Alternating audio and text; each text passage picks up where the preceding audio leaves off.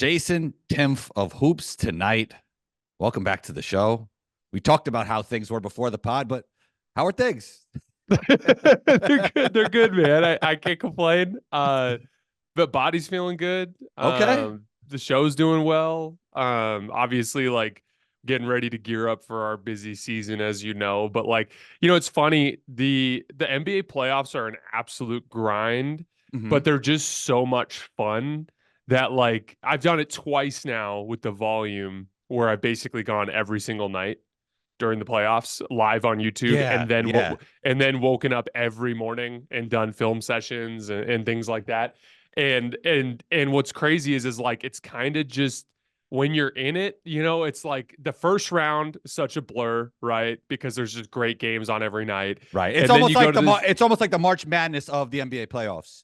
Exactly. Yeah, because Yeah. games are Yeah. almost going on. Yeah, Right. like Saturday, Sunday, they're going on all day, and then Right. second round is kind of like a more focused version of the same thing, but with better teams. And then do the NBA conference finals and finals. Like you can't beat that. And then also like during that phase, we shift to where all the games start at a decent hour too. So that's always Yeah. nice. Yeah. Yeah. Imagine on my side when those West Coast games. Oh, dude, I literally can't even imagine how someone could do what I do on the East Coast. Like, I Oh, don't yeah. understand how you'd be able to do it because, literally, shout out Paul. He's our lead producer at Hoops Tonight right now. Like, during that grind, it was another friend of mine named Ryan for the first 2 years. Like, they're up till like 2 a.m. every night, like turning the Yeah. content Yeah. around. It's a lot of work. If you're trying to cover a West Coast team on the East Coast, that is insane if they're going live. But let's stay on the East Coast for a second because the last time you were here, we talked about the Knicks' next move, and they made a lot of great moves, right? And they had a Yeah. great win last night. OG back plus 28 for OG Anunoby. In full health, Jason, what is this team's ceiling? I think they have a championship ceiling. I think they're in that group with the guys that are the way I've kind of looked at it at the top of the league is I look at, kind of Denver and Boston being on their own tier. That second tier of teams that are like legit championship contenders, but not on the same level as Denver and Boston, but not like kind of the long shot guys. That to me is like the Clippers have been there for a large part this year, but they're kind of eking out of that group. The Suns are kind of eking into that group. Minnesota to me has kind of just been in that tier all season long. But then after that, to me, there's like a group of teams that are like they can win. It's just a long shot kind of tier. And to me, New York falls into that tier. They're just so physically overwhelming. That's the thing. And we haven't even really gotten a chance to see it yet. But in the thing that I think we've seen a lot during the stretch where the front court has been out is it's shined a real light on how physically imposing their backcourt is. Yes. Like watching Dante Devan in his physical ball pressure, and then obviously him stepping up in his offensive usage too. But Josh Hart, who's like just literally a Ford F-150 of a two guard, just like a big body Right. dude who just could cause so many problems. And what's crazy is like that to me is what I look at as an exciting potential for this team is kind of layering that physical imposition on the game. Like we haven't even seen him with Mitchell Robinson in with that core group. And like Mitchell Robinson damn near won the Cavs series just by bullying the Cavs front line on the Right. offensive glass. Right. Julius Randle's capable of that, but obviously he's gone into every single playoff run coming off an injury. And I very much look at Julius as a rhythm player, kind of needs to be in a groove. So I'm hoping he can come back sooner than later. Then OG Anunoby obviously is one of the most physically imposing threes in the league. And then we talked about the backcourt a minute ago. And so I don't see any reason why they, especially as the league, and you had mentioned to me last night that we might be talking about this today, but especially as the league has kind of shifted to a more physical brand of basketball, I think it plays directly into their strengths. DiVincenzo, the way I would describe him is a hustle guy who happens to be skilled as well.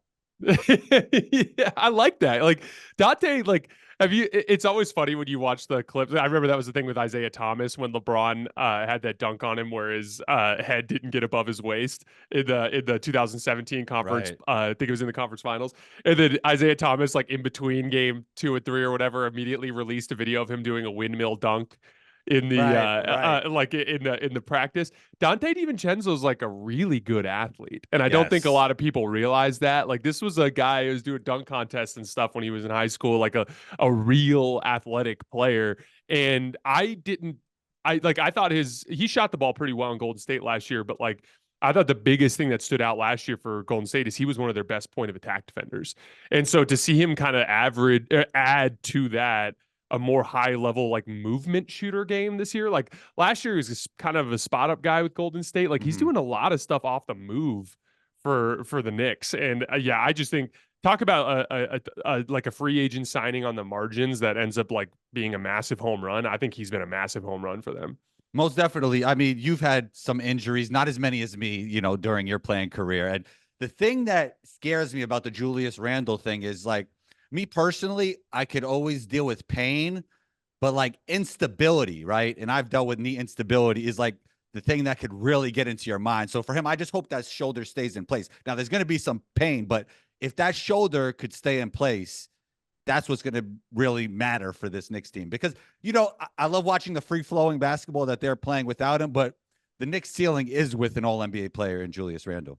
Yeah, they need it. Like that to me, like really the two of them actually complement each other really well, meaning Jalen Brunson and Randle in the sense that like Brunson's your textbook skill guard that, like a very, very versatile skill guard that can attack in a bunch of different ways, but he's a skill guard. And to me, like pairing a skill guard with a mismatch attacking forward is like the best like pairing that you can have.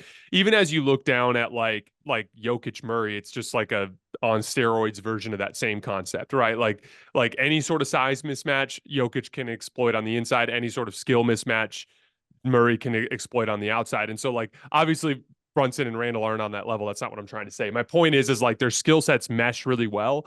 And specifically why I look at a Julius Randle as super important is against switching defenses in particular, which you inevitably will run into at some point in the playoffs. Even amongst teams that run drop, they will go through stretches where they switch. And having a guy that can like consistently just kind of play bully ball, it's so important. Like I was literally watching Pacers. I was watching Pacers Thunder this morning. Yeah. And just like having Pascal Siakam every single time he got, Isaiah Joe or Shai Gilgeous-Alexander on a switch, and he could just walk him down to the block and just bury him under the basket. Like that's a huge advantage in a playoff series. And that's why I agree with you. I think Randle's so important. The one thing I'll say about Randle though is his injury being an upper body thing.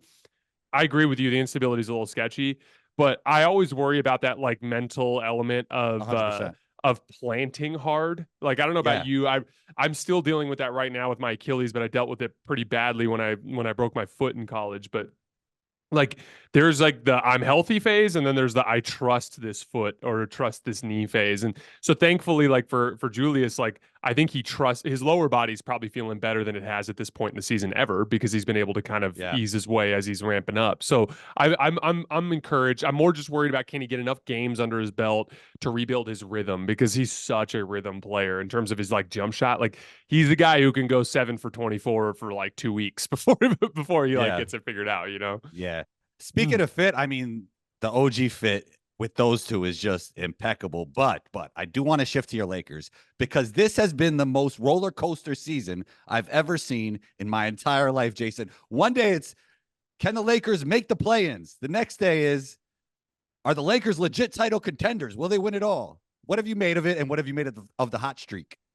Yeah, I have a theory. This is not based on any sort of reporting at all, but the Lakers season makes a lot more sense when you split it into thirds. Like they come out the gates and they go 15-9. Inconsistent during that stretch. A lot of their wins, they would like be trailing by 8-9 points at the end of the third quarter, and then just have this crazy fourth. As they've been one of the best fourth quarter teams and clutch teams in the league this year.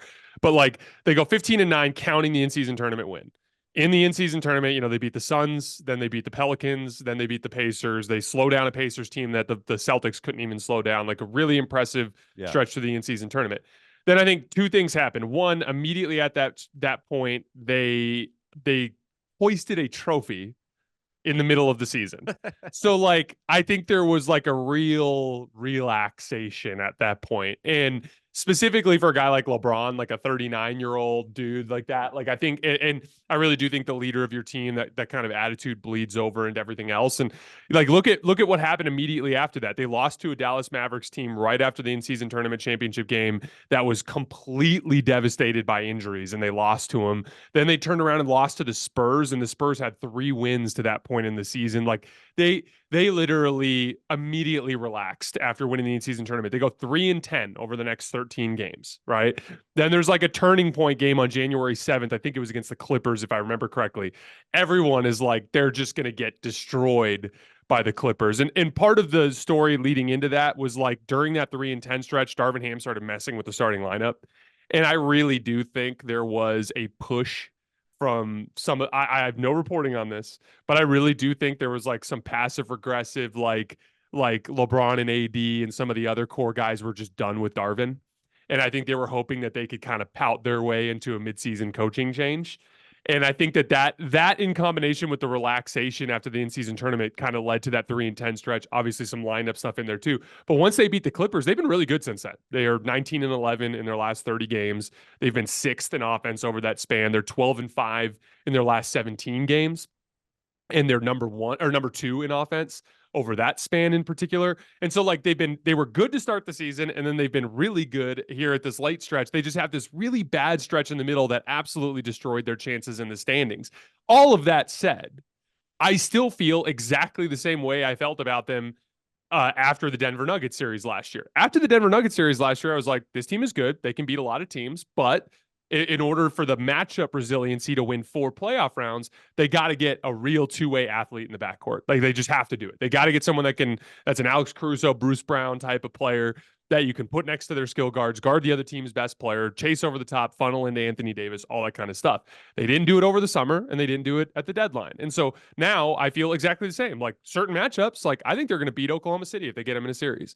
I think they can beat Minnesota just because Minnesota's half-court offense is such an issue. Like I think that, but if they run into Denver, they're losing. If they run into Sacramento with their speed guards, they're losing. They run into the Clippers with all their switching. I'm worried about them too. Like that's the thing. I think they're entirely matchup dependent now. And so that window of them sneaking through almost requires some injuries to key teams and got maybe an upset from somebody else around the way so that they don't have to play a specific team. And like, that's just a lot to ask. And so, I'm a fan of the team. Obviously I'm rooting for them, but I don't really see a likely path this year, if that makes sense. So a tough margin for error, if you will. Yeah. Yeah, exactly. Yeah.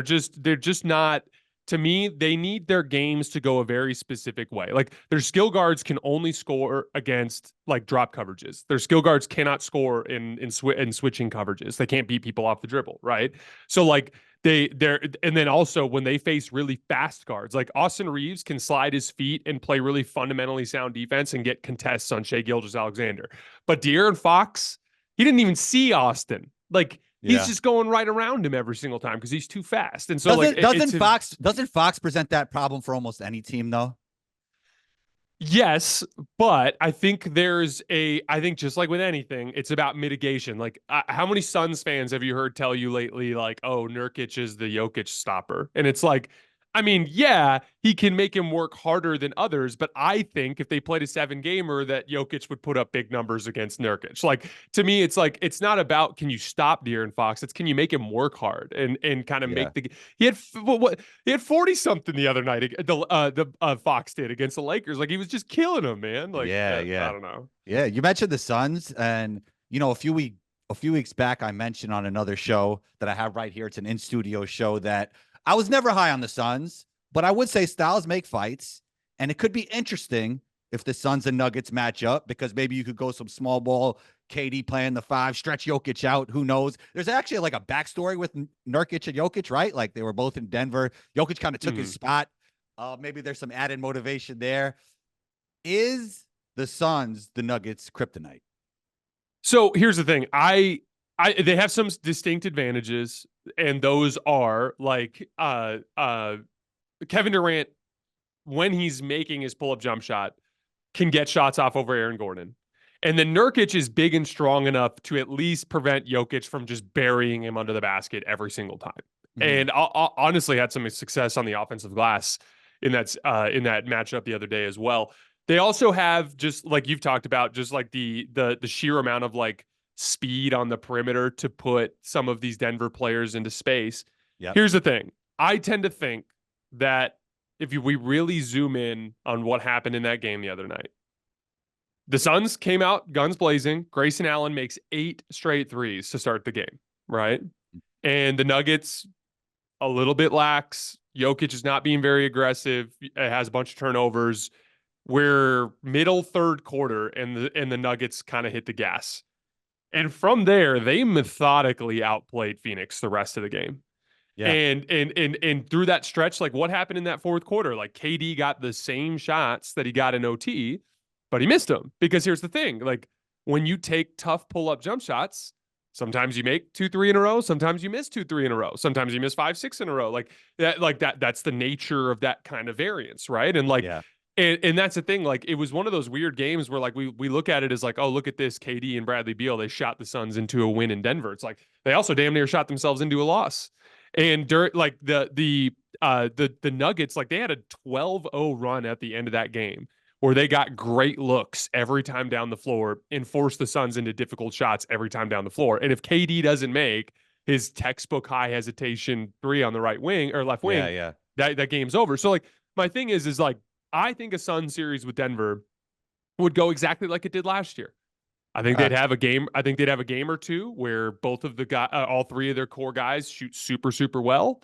But at the end of the day, the fundamental problem in that matchup is Denver's going to get great shots every single game. And for Phoenix, they're going to get tough shots every single game. It's just a question of whether or not they can make them. Now, that said, like when I look at biggest threat, the Suns are encroaching on the Clippers for me in that department. I really do think like the Suns are one of the best like chances to beat Denver. I just am so high on Denver, I would make them a substantial favorite against everybody in the conference, if that makes sense. Yeah, I mean, I think a big part of that is Jokic is the best player in the world, and I think the gap is actually widening. If you watch, like it really is. And then the way the roster is constructed around Jokic, I mean, that makes it even tougher. Can I ask you a question? Because every once in a while I get in trouble. You're always the guy that kind of like has my back a little bit when I get into the burner. Like, remember when I had the Jalen Brunson over John Morant take over the summer? Yeah. Which, by the way, I mean, like Jalen Brunson has been so good this year. Anyway, like I got in trouble the other day, like 2 weeks ago, because I said Jokic's peak, the level he's at right now, is higher than the peaks that KD and Steph reached in their career in terms of dominance of the league. And every KD and Steph fan was ready to kill me. What was your take on that? Do you think Jokic is reaching a level of individual dominance that's higher than what Steph and KD reached? I think KD for sure. I think Steph's 2017 season when he was the unanimous MVP, that was kind of like a ridiculous peak. But who would I rather have on my basketball team? Jokic. Me personally. Well, to clarify really quick though, like, so for instance, Steph in 2015 won the title, but that was not a dominant playoff run. Like LeBron probably outplayed him in that NBA Finals series. Steph was really good. He played like a superstar. He played like a top tier superstar, but like that wasn't a dominant playoff run. It was just, he came out on top. 2016, obviously not a dominant playoff run. 17, 18, it's just always hard to say because like the two of the top three players in the world were on the same team. 2022 was one of those playoff runs where like, during the same playoff run, we thought, like, because Giannis almost single-handedly beat the Celtics without Chris Middleton, remember? Like, Steph won the title that year, and I do believe he deserved to be recognized as the best player in the world after that 2022 season, but it wasn't like a dominant, like, no one's kind of in the same tier kind of thing. We left last year's playoff run like, oh, he just ripped through everyone. He's just better than everyone. Yeah. Like, this is different, in my opinion.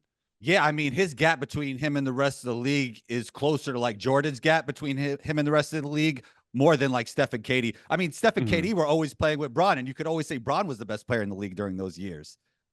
Yeah, well, that's the way I look at it. I remember the last time I remember feeling this way was LeBron during that like 2012, 2013 stretch. Because like, again, even for LeBron, from like 2014, remember it was the KD MVP year. From 2014 to 2020, I still think LeBron was the best player in the world, but I thought KD and Steph had encroached on his territory enough that it was like at least a conversation. You know what I mean? To where it's like Steph fans legitimately believed he was better. You know, KD fans legitimately believed he was better. You might find the occasional national guy who would say one of those guys is better. But I think if you polled NBA fans, 90+% right now would say Jokic is better than everybody. If you polled NBA personnel, I think like 95% or more would say that Jokic is. I think this rivals that stretch with LeBron where he was like won the title in 2012, led the World Cup team or the Olympic team, then won in 2013. In 2013, he should have won unanimous MVP. Remember, that was the Gary Washburn voted for Carmelo year. So like that to me is the last time we saw a stretch like this where it's like, oh, this guy's just better than everybody. You know what I mean? Yeah, And so I just wanted to give Jokic that credit because like I do think what he's doing right now is exceptionally rare and is in like a pretty crazy stratosphere. yeah, not to get too crazy, but I had Adam Maras on the pod, and I talked to him about like, is Jokic's GOAT window still open? And he believes it is. I mean, he's a Denver Nuggets guy, but I'm saying like if he wins 5 or 6 more, I mean, he's 29, so that's yeah, the that's one that's tricky tough. thing. Yeah, But that's like, tough. let's say, but if he let's put it this way: if he got a three-peat, when we haven't seen that since the Yeah, Kobe Shaq Lakers, if he got a three-peat in this era, right. now we're talking about like, because I don't think he's in a similar situation to LeBron where like he has no chance to get 6 titles, I don't think, just because of age related stuff. And honestly, too, like you got to remember he's on a team with some guys that have some injury histories with Jamal Murray and Michael Porter Jr. too. That's always something to keep in mind. They also have they're going to eventually have to do some form of soft rebuild, and that's where a guy like Peyton Watson could be massively important. But like, yeah, like if he won, let's say he won 4 titles and there's a three-peat in there. So like he wins this year and next year, then maybe misses 2 years and then wins a fourth. And like he's gonna win his 3rd MVP this year. Like who's the last guy to have 3 MVPs? Like it's been a it's LeBron, right? So like Right. we're entering. Bird had 3 in a row. Yeah, Bird had 3 in a row. Yeah. And there's a case Jokic should have had 4 in a row. I mean, I thought he kind of punted the end of last year. So like, yeah, I think I think there's a very like to get the GOAT. Just like with LeBron, it's a very slim shot because to me, MJ, like his resume is just it's hard to even fathom like what his resume looks like. So like, it's a hard territory to encroach on, but I would agree that it's open. He just Jokic needs to continue this dominance over the next 4 to 5 years is basically the path. And you know what helps this case? I mean, look, the chances are he wins 4 is low, but they are developing the young talent while competing for championships, which really helps Jokic.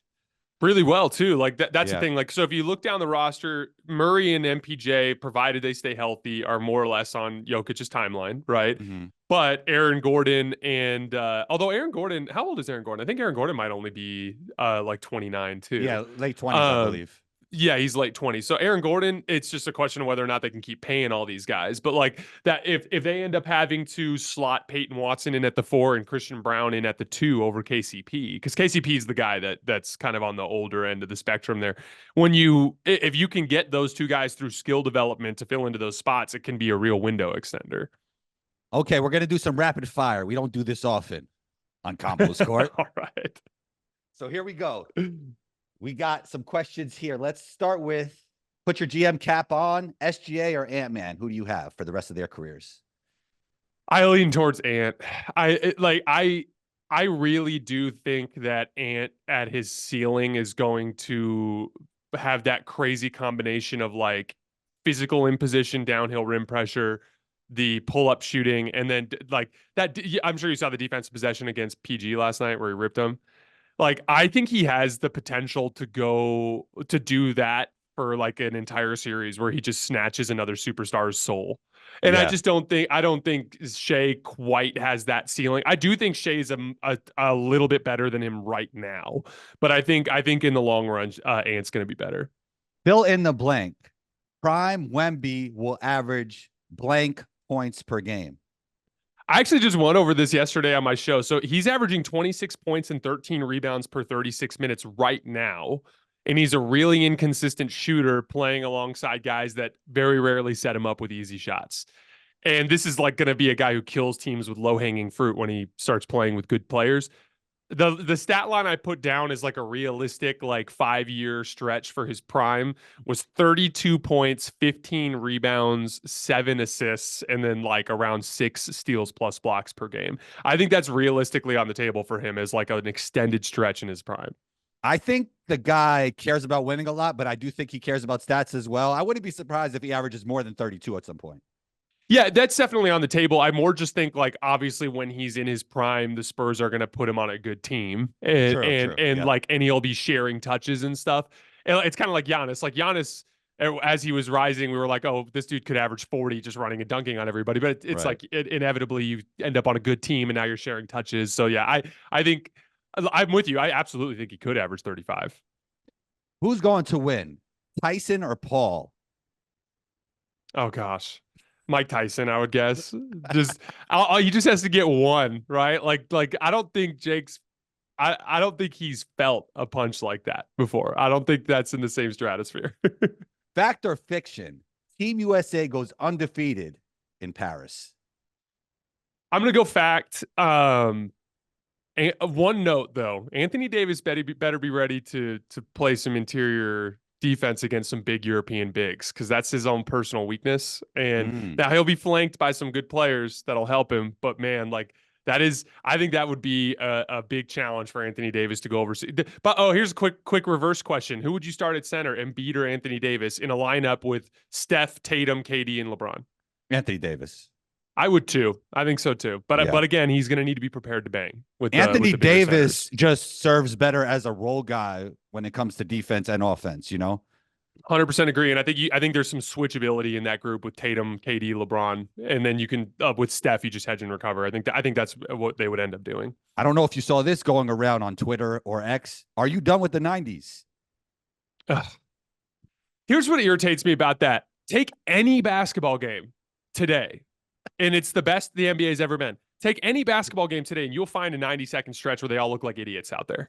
That, and all I see are these examples. It's like, yeah, look at this stretch from 1987 where this guy dribbled it off his foot and looked like an idiot. It's like, have you watched Jordan Poole this week? Like, have you watched any of these guys? It literally, like, I'm gonna be watching Lakers Kings tonight. I bet you there's 2 or 3, 4 or 5 possession stretches where everyone, just collectively pees on their leg and it looks terrible. Like this is, yes, basketball's better now than it was in the 90s, but I think that the 90s is getting a little bit of an unfair shake right now. I saw a clip of Muggsy Bogues stripping Michael Jordan, and they were like, Muggsy Bogues blocks Michael Jordan. I'm done with the 90s.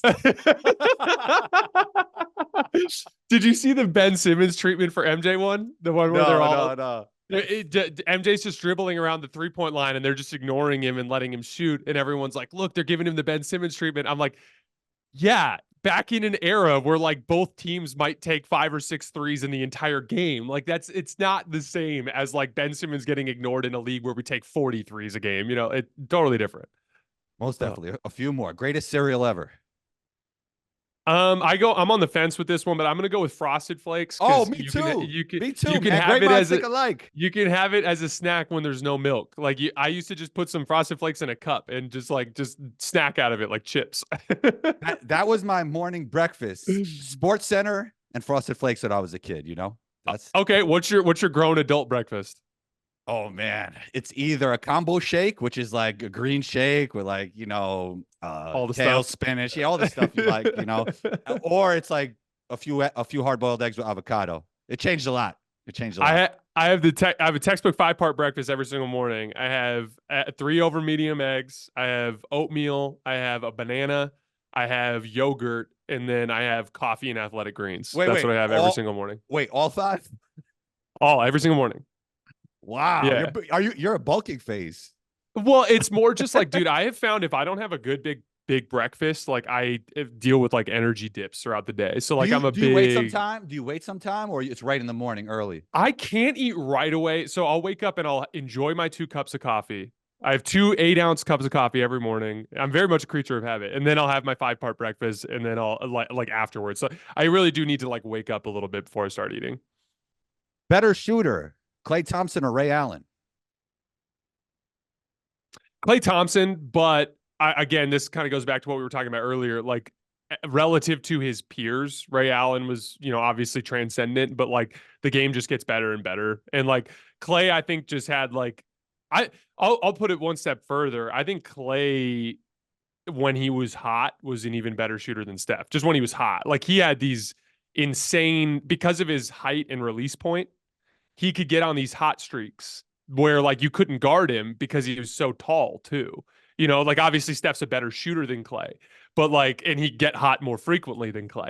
But do you remember prime Klay when he would get hot? It was like you couldn't do anything. You couldn't do anything. Yeah, he was more flammable than Steph was. Like he had 38 and a quarter one time. Because he's 6'7" and he's got a lightning quick release and he could shoot on the move. And so like again, when he was hot, like there's a certain element with Steph where it's like if we throw enough attention at him, But like, I mean, like Clay, like look at the shots that he was hitting in that 2016 Game 6 against the Thunder, like 35 footers off of awkward footwork at the top of the key extended, like in transition on the move. Like Clay, yeah, to me, Clay's the best, definitely a better shooter than Ray Allen.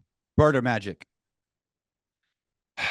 I've always been drawn to the Larry Bird archetype in that like kind of Me like too. back to the basket mismatch attacking. Well, the Magic, they have a lot more similarities than people think, but like I think Bird brought the best combination of playmaking and scoring between the two. And a higher peak, I believe. Yeah, I Yeah, agree. yeah. Best chance to win a title, not named the Nuggets or the Celtics. I've been on the fence on this one all season, and it's been a bunch of different teams. And up until recently, it's been the Clippers to me. But I'm like one more week of mediocre Clippers basketball and good Suns basketball from picking the Suns. I don't know if you've been watching the Suns much lately, but they've been defending a lot better, like just in general. And they've like for stretches because they can get lazy sometimes. But when they really lock in defensively, they can be good. And KD is like 4 straight 35+ point games. Like KD is just killing everybody right now. So I'm just gonna go out on a limb and say the Suns as my third right now. One event you would add to the All-Star game. I would get rid of the actual game and I'd run two Elam ending games to 24. My theory is that 48 minutes is too much to ask for those guys. Like that's my theory. So like put the starters out there, let them play to 24 twos and threes. Put the bench guys out there, let them play to 24 twos and threes, and then I do king of the court by position group as the third phase. So I do all the guards play king of the court against each other, so like Steph and Dame and all those guys. Then all the forwards, so like KD, LeBron, Giannis, that kind of thing. And then I'd have Jokic, Embiid, AD just play king of the court, and I just let like I think that's the best way to get them to actually try. Yeah, one-on-one in the All-Star game, one-on-one in the Olympics. I really want to see it. All right, Yeah. last one. Hate to put you on the spot, Jason. Best podcast in the world. Overall podcast in the world. That's a tough one for me because I don't really listen to any non-sports podcasts. I'm going to say this. So like I know he's been getting into some trouble lately, but the person that I most look up to in my specific profession of like NBA league-wide analyst, JJ Redick. I think like when there are a bunch of guys that I appreciate in the team specific side that are really smart. Pete Zayas, who covers the Lakers, is a guy that has really helped shape my basketball worldview in a bunch of different ways, and someone that I admire a lot. But specifically, JJ on the national level, like I don't listen to a ton of sports podcasts because I try to take a break from sports whenever I can. Yeah. But like when I like during the playoffs, like I'll turn on a JJ pod when I'm like at the gym one day and I'm like, this dude's so good at this. Yeah. Like he's an excellent communicator, really understands the X's and O's and enjoys breaking it down. It brings an impartial perspective, but at the same time, one of the things I appreciate about JJ is he's not afraid to be honest about how he feels about a player. So he'll be like, this guy's good at this guy sucks at that. And like so many of the former players are either like, this guy sucks, all these guys suck, or all these guys are amazing and there's nothing in between. Like they kind of take the company line. And I just think I think JJ is the best in the world at covering the league at a national level. Real quick, how do you balance following because this kind of ties into some of JJ's recent comments. How do you go about following your basketball curiosity and also feeding the algo? So there's a fine line. To me, it's a really simple process. You need to find some urgency in every episode. So like whether that is an instant reaction to a specific game or hitting a major team. And then once you do that, you can talk about whatever you want on the back half. So like we'll do shows with 3-4 segments in it on every single day. And like I'm going to hit Pacers Thunder today and I'm excited about it. And we're going to get in the weeds, but I'm not leading with Pacers Thunder. If I do, I understand the honor in that, but it's not smart from a business perspective. So you bet I'm going to find something yesterday. I don't know if it'll be something like the Knicks because they're a bigger fan base, or like even the Celtics or something like that. But I'm going to find a bigger topic to kind of frame the show around in terms of like getting people's attention. And then I'm free to do whatever I want on the back half. And like that to me is the fine line. Like I'm a big believer in like stick true to yourself, talk about what you want to talk about, but we always have to acknowledge there's a business side to it. However, with JJ, I do kind of agree with some of the pushback in the sense of like, if you don't like doing first take, don't do first take. Like, you don't have to. He has a YouTube channel with over 1 million subscribers. Like, he can talk about whatever he wants in the way that he wants to do it. But that said, like, JJ is a smart man for on his YouTube channel, like talking about the Lakers and talking about the Warriors. Like, you need, even though they're playing teams, I know, but like, just do that and then talk about the stuff that's in the weeds after. Like, you gotta play the game, man. We got bills to pay, right? Most definitely. Jason, great stuff. Where can we find you? Social media, everywhere else? On Twitter @_JasonLT. Hoops Tonight is the YouTube channel and the podcast feed. We're also going live tonight after Kings Lakers. Big one for the AD got embarrassed by Domantas Sabonis. They've multiple times this season. They're 0-3 against the Kings. Desperately need this win on the road in Sacramento tonight. Do you think the Lakers bounce back or no? No. But we'll be going live on YouTube right after the game. Maybe I'll be shouting out Combo for being right. Jason, talk soon. See you, buddy.